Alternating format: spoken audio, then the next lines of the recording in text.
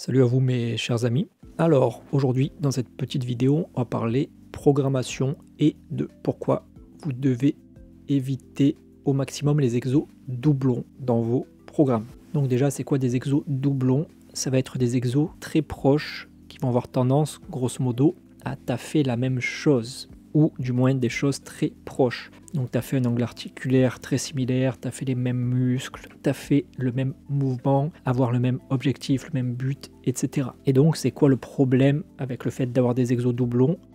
Si vous avez vu déjà pas mal de mes vidéos, notamment la vidéo sur le junk volume, vous savez que généralement mettre plusieurs exos à la suite qui taffent plus ou moins les mêmes choses, ça a vite tendance à ne plus être rentable. Tout simplement parce que notre énergie est limité sur chaque mouvement, sur chaque pattern, sur chaque muscle, sur chaque angle articulaire. Et du coup, si par exemple vous mettez 5 exos de curl les uns à la suite des autres, sur le premier exo, vous aurez tendance à faire du volume rentable, vous aurez tendance à réussir à faire des PR facilement, à battre vos records, à faire une surcharge progressive efficace, mais au bout d'un moment, vous n'aurez plus de jus et vous allez vous retrouver à brasser du vent. Donc si en temps normal, au curl incliné, vous êtes capable de faire 5 x 20 et que là, en le mettant en 5e exercice, vous vous retrouvez à faire 5 x 6 kg, vous êtes extrêmement loin de vos capacités réelles sur l'exercice et pour le coup c'est très peu rentable. Vous allez congestionner, vous allez accumuler de la fatigue, mais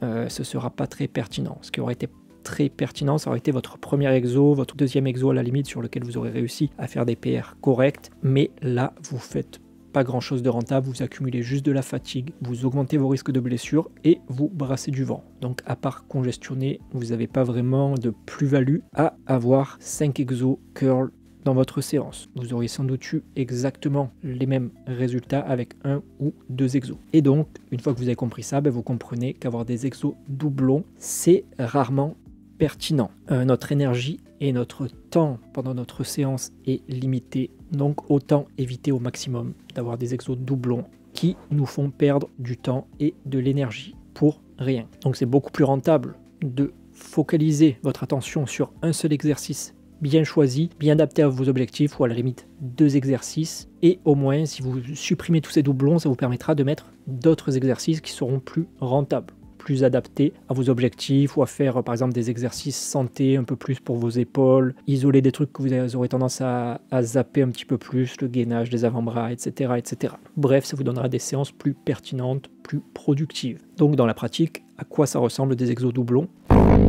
Donc les exos doublons, on les verra principalement dans les splits, dans les PPL, en fait dans les programmes où vous allez vous retrouver à faire 5 ou 6 exos pour les mêmes groupes musculaires. Là très rapidement on se retrouve avec des programmes qui n'ont pas trop de sens, où en fait on fait plus ou moins la même chose, et où on se retrouve à faire 25 séries, 30 séries pour le même pattern, et donc à la fin être complètement rincé, et après se plaindre qu'on a des douleurs d'épaule, qu'on se blesse, qu'on n'arrive pas à progresser, etc., etc. Donc par exemple en musculation traditionnelle, on verra souvent ça pour les pecs. Donc quelqu'un qui va commencer par du développé couché à la barre, qui va passer sur du développé couché aux haltères, donc le même pattern, le même mouvement, puis qui va passer sur de la chest press, donc du développé couché guidé à la machine, mais ça reste le même mouvement, les mêmes angles articulaires, c'est juste assisté grosso modo, il y a moins de stabilisation. Et après ces gens-là vont peut-être finir par faire de la poulie et faire également un mouvement de développé couché encore une fois. Donc là on se retrouve à faire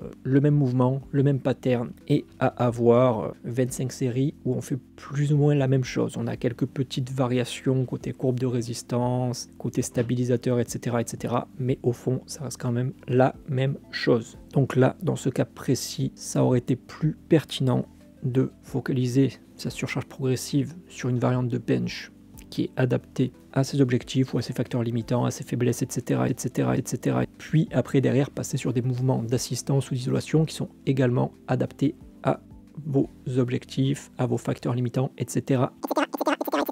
Donc quelqu'un qui aurait par exemple des difficultés sur la moitié haute de son bench, au lieu de faire 5 variantes de bench exactement pareilles et faire énormément de junk volume, ça aurait été plus pertinent de faire par exemple un exo bench, pourquoi pas avec de la résistance accommodante pour avoir une courbe de résistance adaptée à ses faiblesses, puis passer par exemple sur de l'OHP, du développé militaire, et après sur de l'isolation triceps. Et là, du coup, sur les 3 exos, on aurait beaucoup plus de jus, on pourrait mettre plus lourd, faire plus de records personnels et se pousser plus loin tout en étant plus frais, moins fatigué et en diminuant ses risques de blessures. Donc un programme plus compact, plus intelligent et plus rentable. Maintenant, si on passe du côté des streeteux, là pareil, on a très souvent tendance à voir des exos doublons, encore plus qu'en musculation traditionnelle.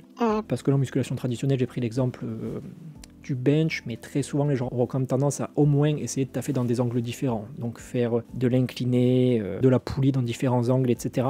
Mais dans le street, on a beaucoup plus tendance à voir des gens qui vont taffer plus ou moins la même chose sur 3, 4 ou 5 exos sans s'en rendre compte. Donc par exemple sur la planche, ça va être très courant, des gens qui vont faire dans leur programme par exemple des planches hold, puis derrière qui vont passer sur des planches lean up to hold, puis qui vont passer par exemple sur de l'advanced tuck planche, puis qui vont faire des lean.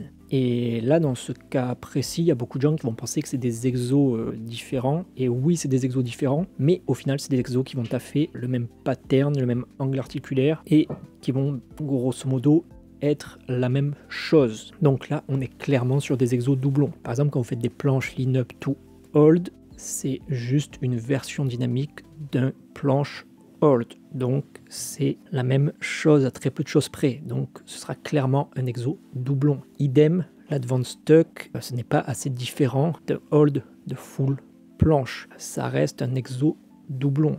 Ce serait comme mettre moins de poids sur son développé couché et changer un tout petit peu la trajectoire. Ça resterait du développé couché à la barre. Ce n'est pas une variante suffisamment différente pour considérer ça comme un exercice complètement à part qui aura une plus-value par rapport aux planches hold. Et idem, les planches lean, ce sera grosso modo presque la même chose que les exos précédents, côté angle articulaire, même côté objectif, etc.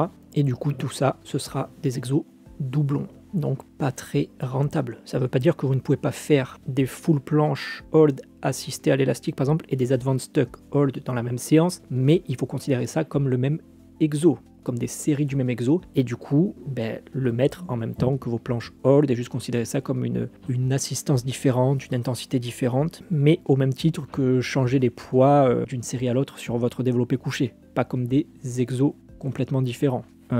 Donc on peut aussi prendre l'exemple par exemple des front lever pull-up, où des gens vont par exemple faire 4 séries de front lever pull-up assistés à l'élastique, puis 4 séries de front lever pull-up en one leg. Là au final vous avez juste fait 8 séries de front lever pull-up. Donc ce n'est pas forcément un problème si vous avez la capacité de travail pour, et si vous arrivez à perfer, à faire votre tracking, à faire votre surcharge progressive sur chaque série. Mais par contre il faut vraiment considérer ça comme le même exercice. C'est juste des leviers différents. Il y a juste une réduction de levier, une assistance, une difficulté différente, mais en soi ça reste grosso modo la même chose. Et donc ça fait doublon. Donc encore une fois, ce n'est pas problématique si vous arrivez à progresser sur les 2 exos, mais très souvent ce ne sera pas le cas. Et surtout, posez-vous la question, est-ce qu'il n'y a pas un autre exo qui est plus pertinent? Est-ce que c'est pas mieux de faire juste 4-5 séries sur cet exo, retirer les 10 autres séries qui font doublon et les remplacer par d'autres exercices, des exercices peut-être plus pertinents, des exercices qui ont fait d'autres facteurs limitants, d'autres angles articulaires, d'autres muscles, etc. Et car le principal problème avec les exos doublons, c'est que les gens ne se rendent pas compte que c'est des exos doublons. Ils pensent vraiment que ça va être des variantes complètement différentes qui vont apporter une vraie plus-value à leur entraînement, et c'est ça le problème. En fait, ces gens-là, ils pourraient avoir des entraînements beaucoup plus courts, beaucoup moins fatigants, beaucoup moins taxants, moins se blesser indirectement, car souvent, forcément, si vous faites 25 séries du même exo, avec la fatigue accumulée, avec le nombre de répétitions, le volume total, etc.,